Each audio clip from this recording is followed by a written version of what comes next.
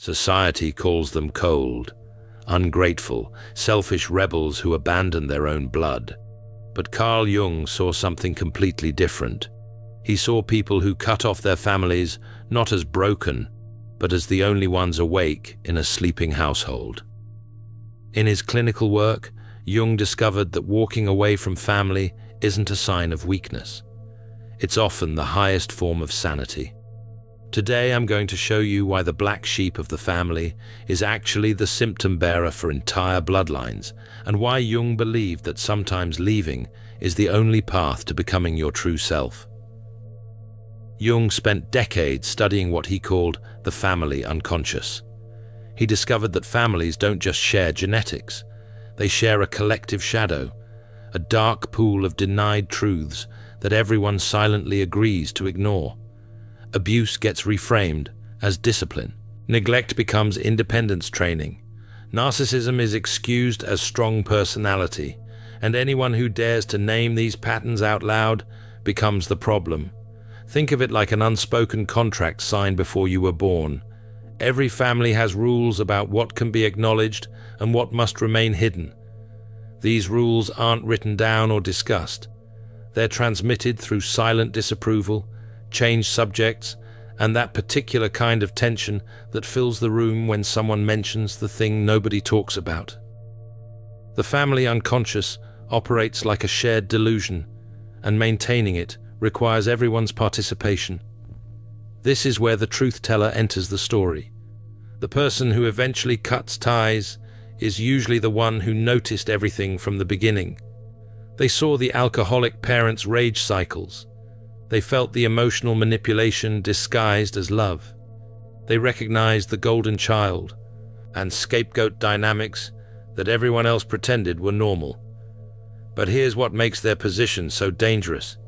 They didn't just notice these patterns, they absorbed them, trying desperately to fix what was fundamentally broken. These individuals often have what Jung called differentiated perception. They can read emotional atmospheres. They sense the gap between what people say and what they mean. They feel the weight of unspoken resentments hanging in the air. This isn't a superpower. It's a survival mechanism developed in an environment where reading the room correctly meant emotional or physical safety.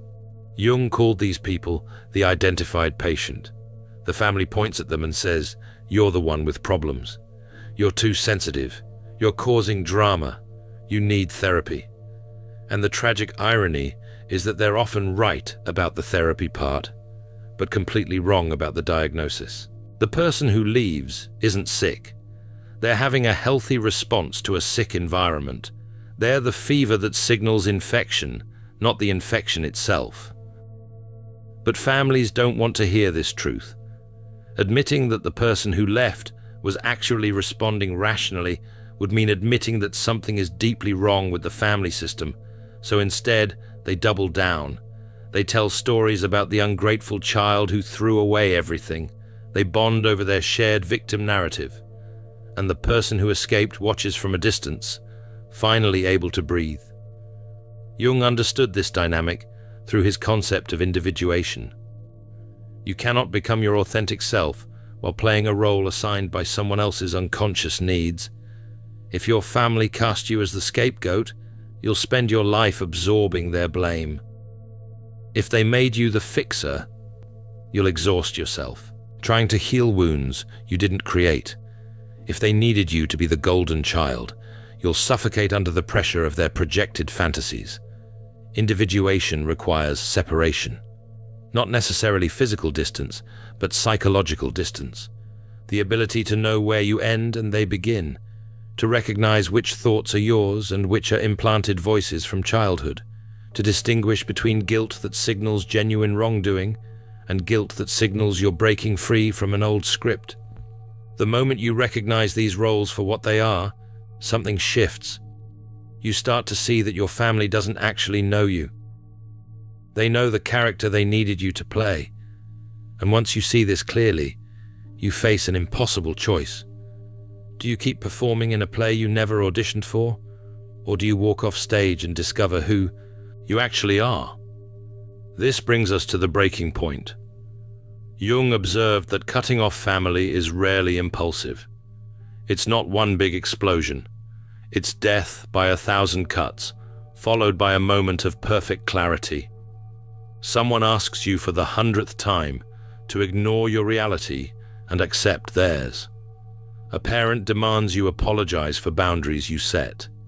A sibling expects you to pretend abuse never happened. And suddenly, you just know. Nothing will ever change. This clarity feels different from anger or hurt. It's quieter, colder, more certain. You're not making an emotional decision. You're making a survival decision. You're choosing your sanity over their comfort. You're choosing your future over their past. You're choosing yourself when they never chose you. But then comes the guilt. Society has powerful weapons to deploy against people who leave their families. They whisper about honoring your parents. They quote scripture about forgiveness. They remind you that blood is thicker than water, conveniently forgetting that the full phrase is the blood of the covenant is thicker than the water of the womb. Chosen bonds are stronger than biological accidents. The guilt operates on multiple levels. Empaths aren't broken, they're alchemists in progress. The Alchemist's Path gives you drills, Jung-based boundaries, and 3 exclusive chapter videos to turn overwhelm into clarity. By Surreal Mind, 236-page downloadable ebook in stock. Begin now at thesurrealmind.com. There's the surface guilt of disappointing people. Then there's the deeper guilt of breaking an invisible family rule that says loyalty means suffering in silence. And beneath that, there's the existential guilt of choosing yourself, of claiming that your life and sanity matter as much as their comfort. Jung had a radical response to this guilt. He believed your first duty is to your own soul, not to biological obligation.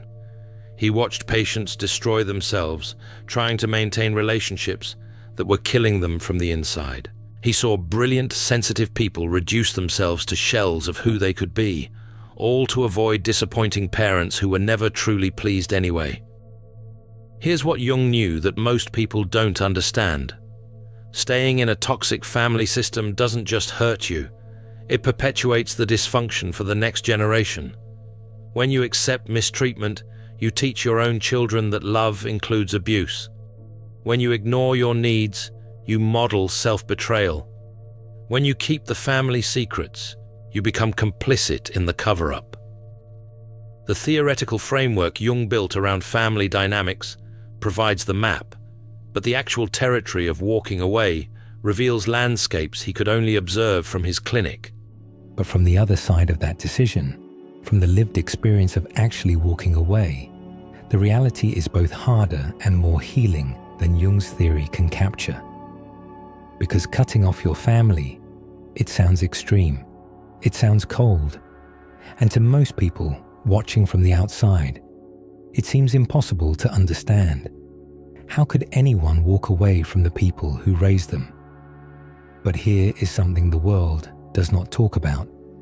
For some people, leaving their family is not an act of cruelty. It is an act of survival. We are taught from the time we are children that family comes first. Family is forever. Blood is thicker than water. These messages are everywhere, in movies, in songs, in the advice our teachers give us. Society tells us that no matter what happens, we should stick with our family. We should forgive them. We should love them no matter what they do. But what happens when staying close to your family starts to destroy you from the inside out? What happens when the people who are supposed to protect you become the ones who hurt you the most? This is where the story of family estrangement begins, and it is a story that millions of people live every single day, even though most of them suffer in silence. Family estrangement is not just a big fight that never got resolved. When someone cuts off their family, they are making a choice to end one of the most basic connections a human being can have. They are walking away from holidays, birthdays, weddings, and funerals. They are accepting that they may never see certain family members again. So, why would anyone do this? The answer almost always comes down to one thing: pain. Deep, lasting pain that has built up over years or even decades. Pain that has reached a point where staying connected is no longer possible without losing yourself completely. One of the most common causes is abuse. There is physical abuse, where someone is hit or hurt in ways that leave marks. There is emotional abuse, where someone is constantly criticized, insulted, or made to feel worthless. There is neglect, where a child's basic needs are ignored. And there is psychological abuse, where someone is manipulated, controlled, gaslighted, or made to question their own reality. When a person grows up in a home filled with abuse, they learn to survive in ways most people cannot imagine. They learn to walk on eggshells every single day. They learn to read the mood of the room the moment they walk in. They learn to make themselves small and invisible. And most importantly, they learn a painful truth. The people who should love them unconditionally are actually the people who cause them the most harm. For many survivors, leaving is not something they do lightly. Most people try everything before they finally walk away. They try talking about the problems. They try setting boundaries. They try forgiving over and over again. They keep hoping that this time things will be different. But eventually, they realize something painful. Some relationships cannot be fixed no matter how hard you work. Some people will not change, no matter how many chances you give them. Another reason people cut off their families is constant conflict that never seems to end. Some families create an environment where one person is always the problem. Maybe you were the one who asked too many questions. Maybe you were the sensitive one, the different one, the one who refused to pretend everything was fine when it clearly was not. You learn that your true self is not welcome. And after years of trying to be someone else, you finally reach a point where you cannot do it anymore. Then there are families where boundaries simply do not exist. Your parents go through your private things. Your siblings share your secrets. Your relatives feel entitled to judge every choice you make. In these families, privacy is seen as disloyalty. When you grow up without healthy boundaries, you often do not even realize what you are missing until much later in life. But eventually, something shifts. Maybe you move away and experience what it feels like to make your own choices. Maybe you meet someone who shows you what healthy relationships actually look like.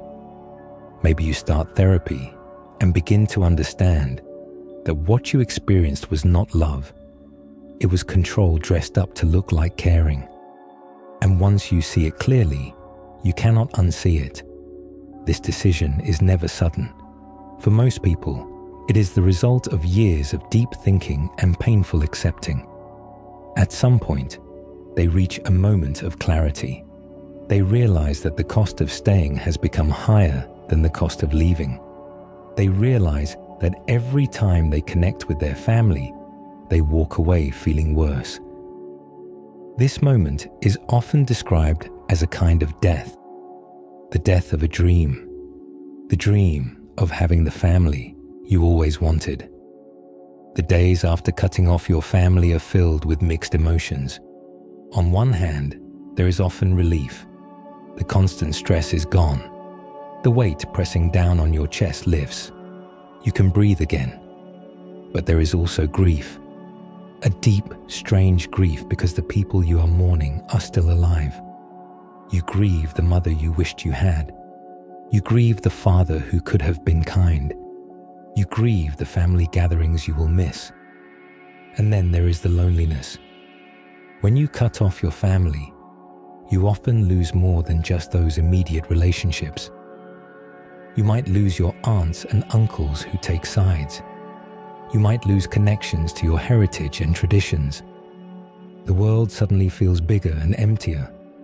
The outside world does not make this easier. When you tell someone you are not in touch with your family, you see the judgment in their eyes. People who have never experienced a toxic family can't understand. They give advice that feels like salt in a wound. Things like you only get one mother or family is family no matter what. They make you feel like a bad person for doing what you needed to do to survive. The hardest times come around holidays and major milestones. When the rest of the world is gathered with their loved ones, you might be alone. When you get married or have a child or achieve something wonderful, there is a bittersweet feeling knowing that the people who should be celebrating are not there. You carry an empty chair at every table. And yet, here is what many people do not understand. Those who have cut off their families are not looking for pity. They have simply reached a point where they had to choose between their family and themselves. And for once in their lives, after years of putting everyone else first, they chose themselves. This choice takes incredible strength. It goes against every message we receive about what it means to be a good person. It requires you to face the fear of being alone without the safety net that families are supposed to provide. But slowly over time, they begin to rebuild their life. They start to discover who they really are. They learn to trust their own judgment. They find friends who become like family. This is what people call chosen family. It is the beautiful idea that family is not just about blood. It is about the people who show up for you. The people who accept you exactly as you are. The people who celebrate your victories and sit with you in your losses. Chosen family can be friends, partners, mentors, or anyone who proves through their actions that they truly care. Building chosen family feels different from the family you were born into. There's no obligation forcing anyone to stay. Everyone chooses to be there. This means relationships are based on mutual respect and genuine care rather than blood ties.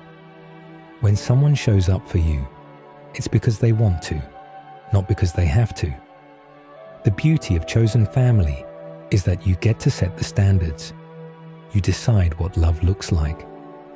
You create traditions and boundaries that actually nourish you. This kind of family grows organically from authentic connection. Jung documented this pattern repeatedly in his practice. The black sheep who left the family often became the most psychologically healthy and successful family member, not because they were better than everyone else, but because they broke the cycle. They stopped passing down the family shadow. They chose consciousness over comfort. This doesn't mean they stopped loving their families. That's the part most people misunderstand. Cutting off contact isn't about hate. It's about self-preservation.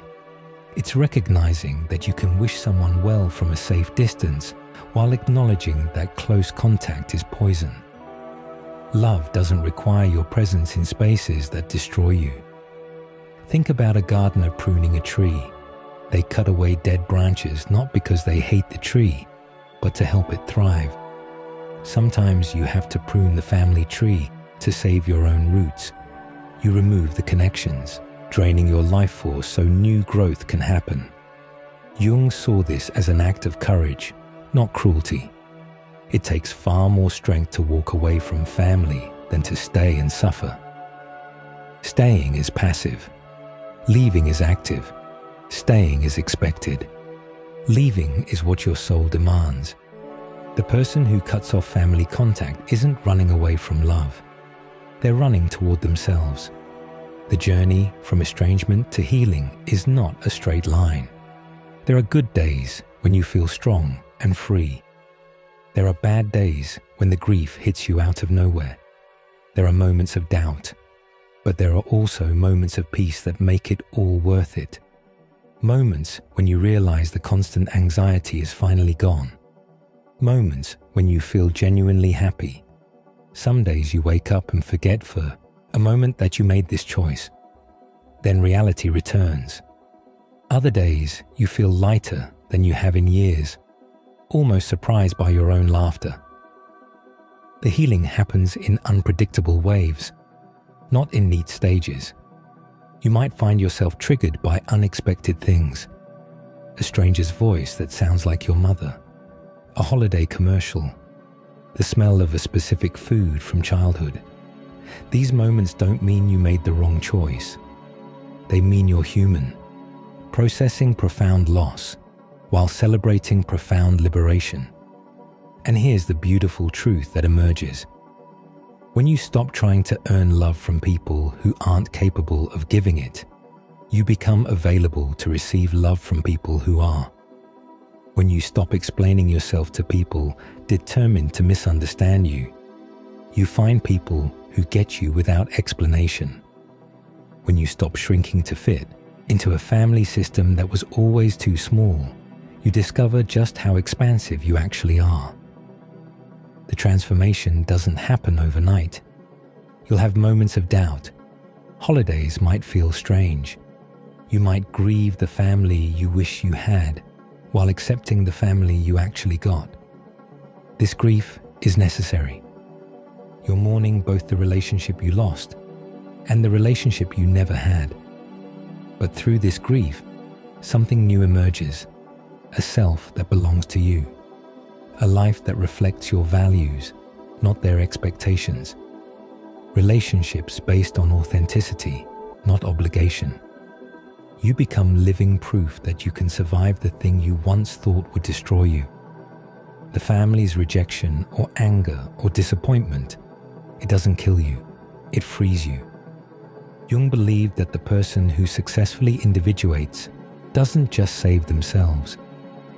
They become a beacon for others, trapped in unconscious family systems.